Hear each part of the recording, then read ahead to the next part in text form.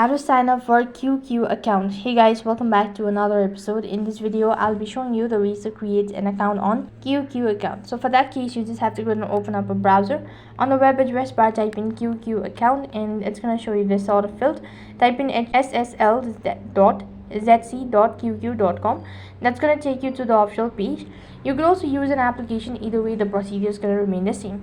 So this is how it's going to look like. So first of all, you just have to go ahead and make sure that you don't have an account, or just go ahead and create a nickname and create a password and then add a phone number as well. And you also need to go ahead and verify your account or phone number. So for that case, you have to click on the send button in order to get a verification code.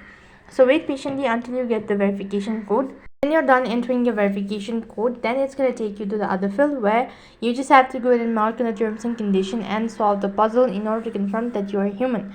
After that, you'd have taken to the home page indicating that you've successfully created your account.